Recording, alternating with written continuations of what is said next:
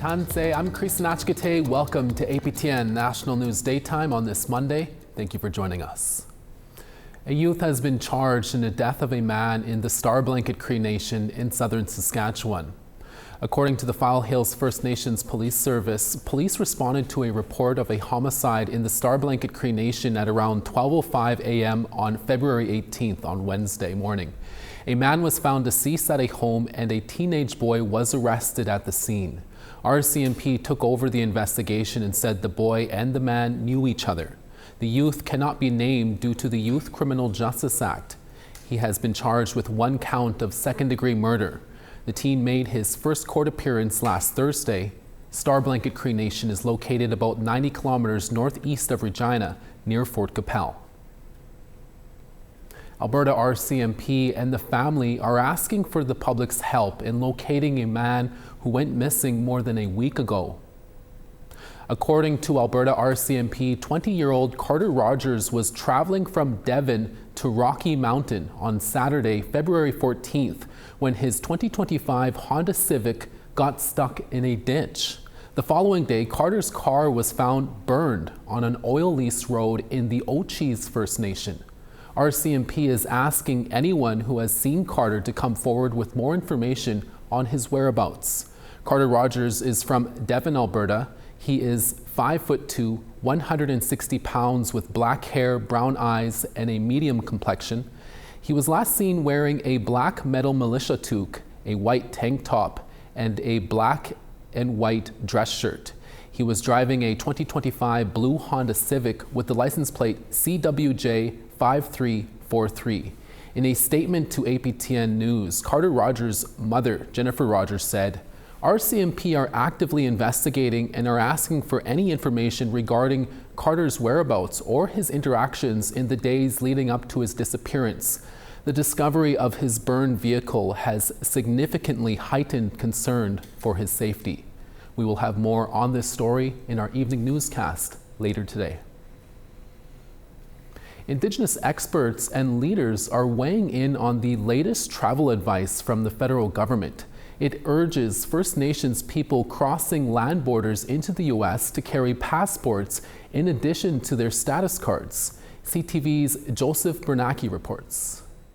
It's an unprecedented time, and that means that we all have to make decisions around what we can feel comfortable with. Negon Sinclair says when it comes to crossing the border, First Nations people now need to be cautious. His message? Bring a valid Canadian passport the next time you need to cross the border. Sinclair worries more American border guards are not familiar with First Nation status cards as a form of ID. It's one of those cases in which they're just not trained properly. And so what you're left with is a lot of incompetency, a lot of ignorance, and it's probably better just to carry ID that they would understand. Sinclair's remarks follow the federal government's new travel advice urging First Nations peoples to start carrying a passport upon entry to the U.S. As of Thursday, the government's website has been updated with new guidelines. A statement from the website reads in part, acceptance of all status cards is entirely at the discretion of U.S. officials. Sinclair says First Nations across Canada have been warning of travel to the U.S. since last November. I think an egregious circumstance requires an egregious solution, and we may have to, for a time period, use Canadian identification instead of our tribal identification. Sinclair says it's vital for Americans to recognize First Nations rights defined under the Jay Treaty of 1794. The treaty permits First Nations people born in Canada with at least 50% blood quantum to freely cross, work, and live in the U.S. Southern Chiefs Organization Grand Chief Jerry Daniels says more Indigenous governments need to have this conversation with American counterparts. The Anishinaabe and Dakota, we are nations that really straddle the American-Canadian border. You know, we're Americans in that respect. It's important to put history into context and where we are today. Daniel says the ways of the past cannot be forgotten moving forward with border relations. It needs to be recognized that Indigenous nations are, have the right to be on both sides of the border. Joseph Bernacki, CTV News, Winnipeg. Breaking news out of Mexico. Canadians in Puerto Vallarta are being ordered to shelter in place as violence escalates in the region. This comes after reports from the Associated Press saying that the Mexican army killed El Mencho, the leader of the Jalisco New Generation cartel. Ottawa is warning Canadians in Jalisco State, including Puerto Vallarta, that criminal groups have set up roadblocks with burning vehicles in the area. They've set the OXXO store, which is like the Circle K back home. So the convenience store, they've set it on fire. There's a very large pharmacy across the street from that. They're looting the pharmacy. Somebody just looted the car that was in the intersection. And so it's just, friends of mine are gathered in another place, but I'd have to go through the danger zone to get to them. And we will have more details on that story in your evening newscast later today. A 22-year-old woman is recovering from a dog attack in the Ebb and Flow First Nation in Manitoba. At around 4:10 p.m. on Saturday, February 14th, St. Rose du Lac RCMP responded to a report of a 22-year-old woman who was attacked by 4 dogs as she walked along a highway on the Ebb and Flow First Nation. 2 witnesses saw the attack and helped her return home to call for help. She suffered significant injuries and underwent surgery in Dauphin Hospital. RCMP are now working with the First Nations Police Service to identify the dogs. Ebb and Flow First Nation is located about 185 kilometers northeast of Winnipeg. Anyone with information about the dogs are asked to call RCMP or Crime Stoppers.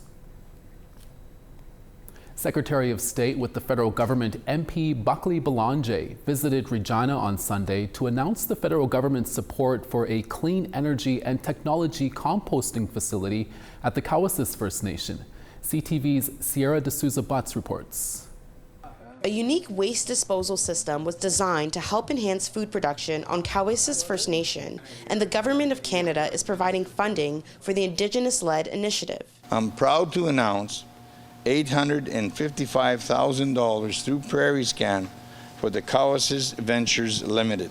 The investment supports a rapid biofertilizer facility planned for Cowessess through Prairie Scan, which will turn organic waste into compost and fertilizer, aiming to boost greenhouse and agricultural production. We can grow our own food faster, better, and for our own needs at less cost. It'll not only create jobs for people in the communities, both Pasqua and Cowessess, but it'll contribute to educating our youth in the full circle economy. To coincide with the waste disposal bin, Cowessess will also install and operate a growing dome for year-round food production, feeding people in their community as well as Pasqua First Nation. Hopefully we can scale up and contribute to our urban population. Cowessess is the biggest nation in Treaty 4. We have 2,000 members just in Regina. So we'd like to be able to help this contribute to feeding everybody. In partnership with B Nature Biotech and Pro Metal Industries, the waste disposal bin will divert organic waste from landfills and keep materials safe from prairie weather conditions and wildlife. This project is not just about composting. It's about building local capacity, technical agriculture, and economic in a way that aligns with the community priorities and environmental responsibility. Adding 10 more machines are expected to be delivered by August. Sierra D'Souza Butts, CTV News, Regina. We have more news after the break. Don't go away. We'll be right back.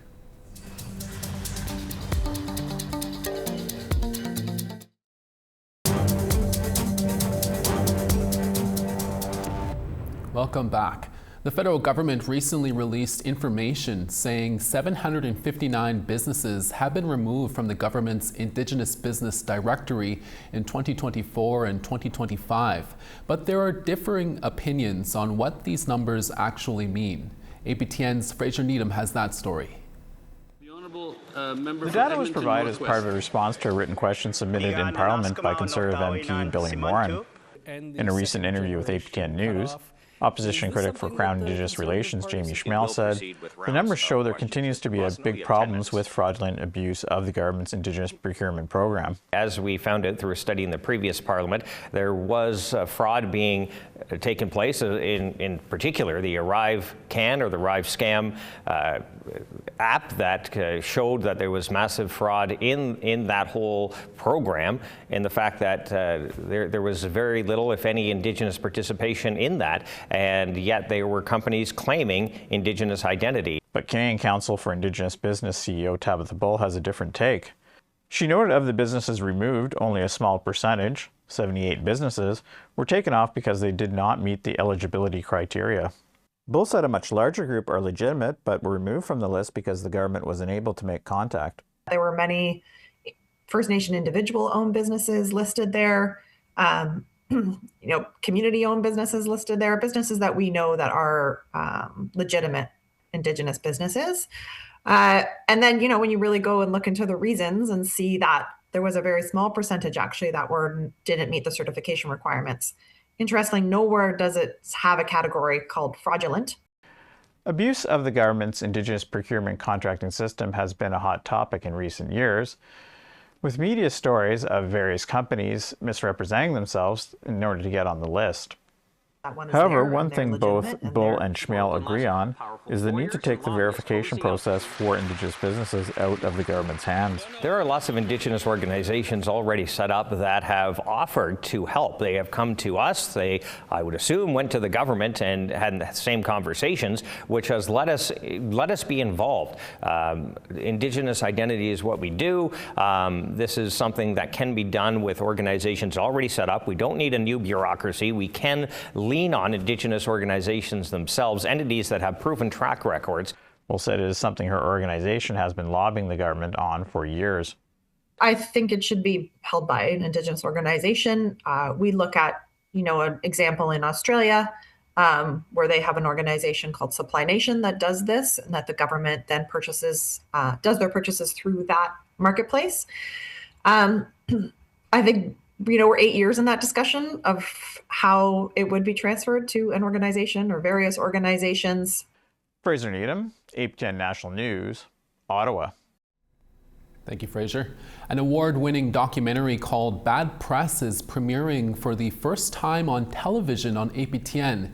It follows Muskogee media reporter Angel Ellis, who fought to protect press freedom on tribal land.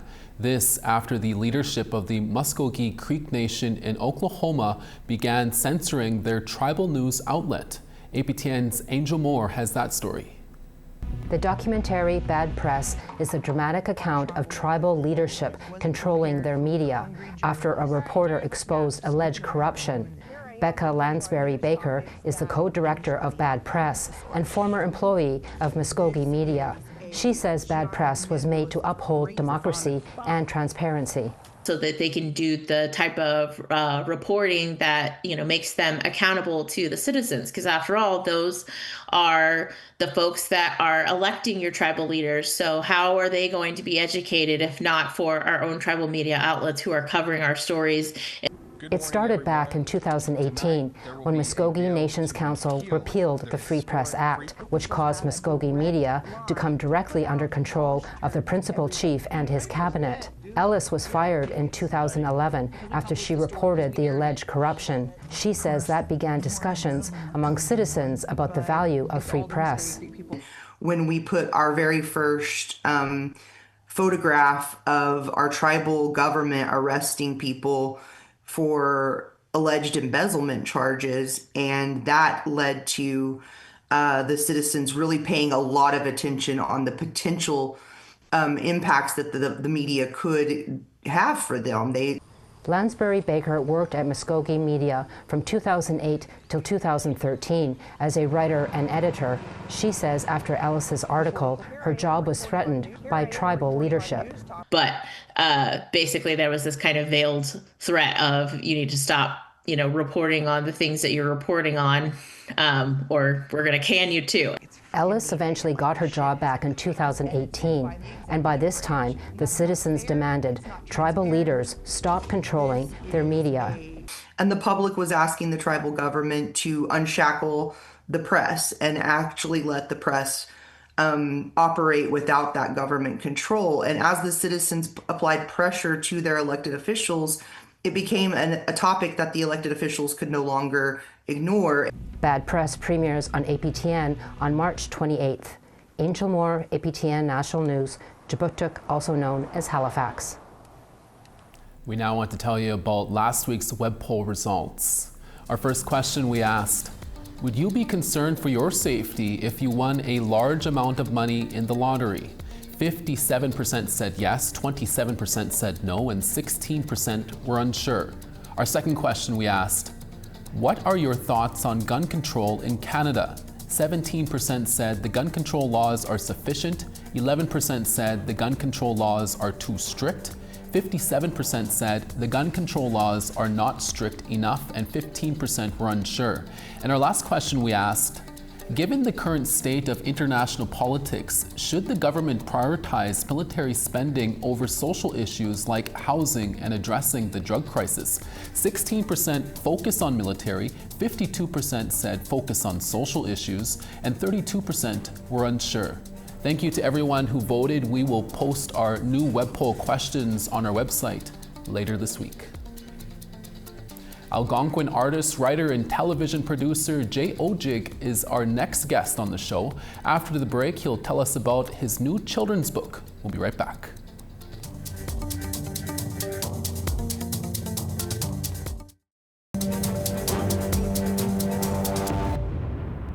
Welcome back. Our next guest is an author, writer, artist, and TV producer from the Kitigan-Zibi Anishinaabe community in Quebec.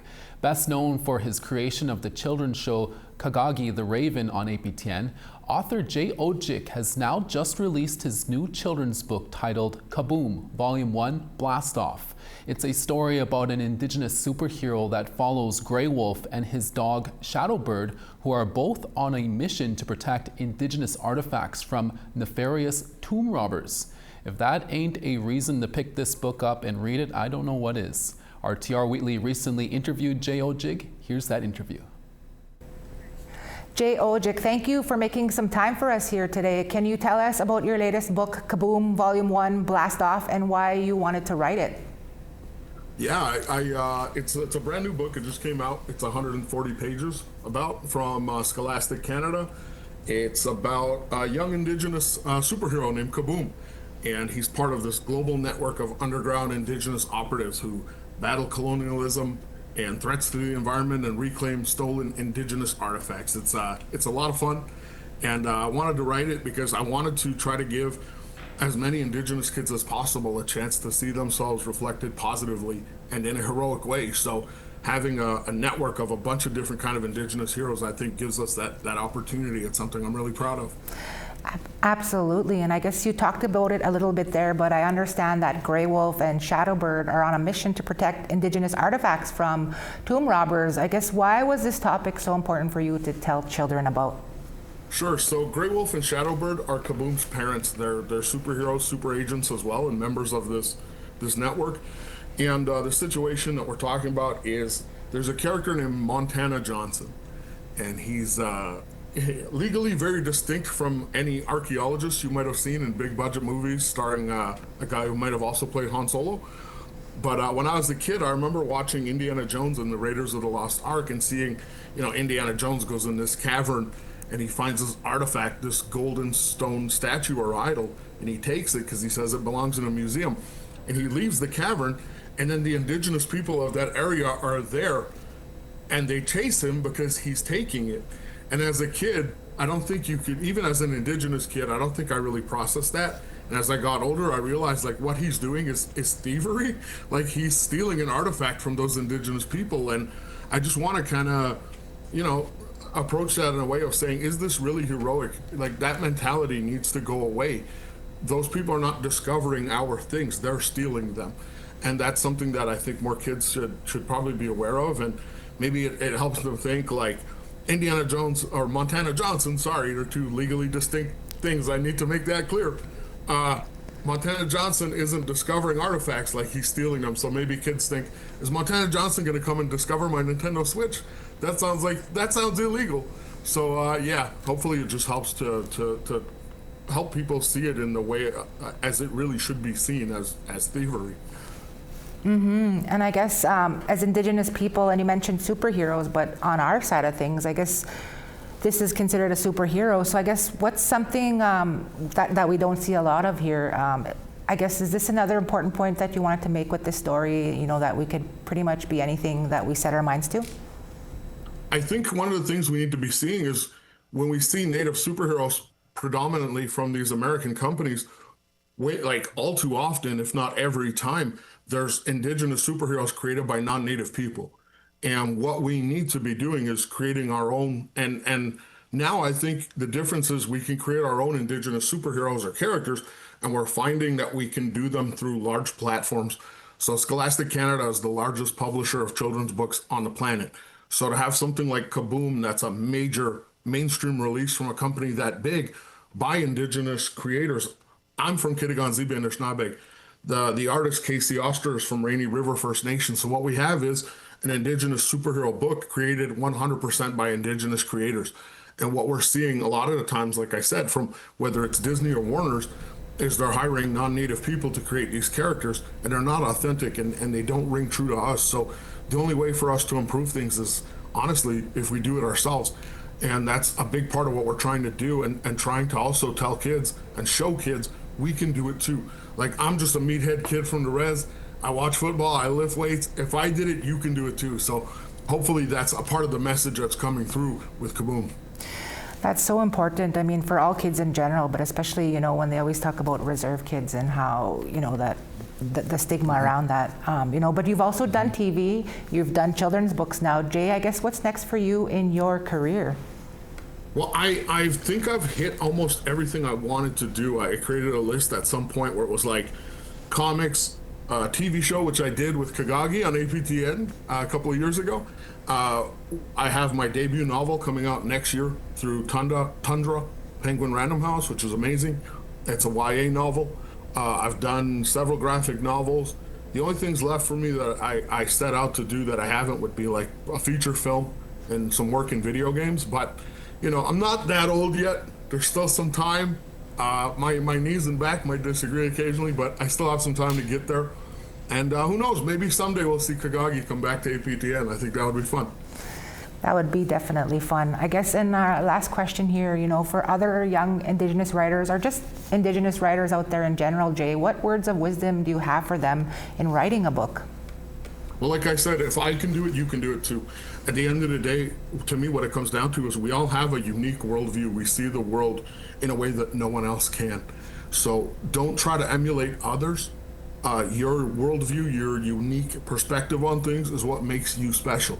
So sing your songs, use your own voice, and no one can ever be better at that than you. You will be the best at what you do if you follow your heart and you use your own voice. Those are some good words to follow, definitely. Jay Ojik, he's an author, an artist, and a TV producer. Jay, thank you for your time. And I'll be at the Salon du Livre de l'Outaouais this weekend. If you want to get a copy of Kaboom signed or just say hi, I'd love to see you there. Miigwech. Thank you so much, Jay and TR, for that great interview. That's all the time we have for Monday's edition of APTN National News Daytime. We'll be back in a few hours for your evening newscast with more stories. Please join us then. From all of us at APTN National News, miigwech, hai hai, masicho. Thank you for watching. We'll see you again next day.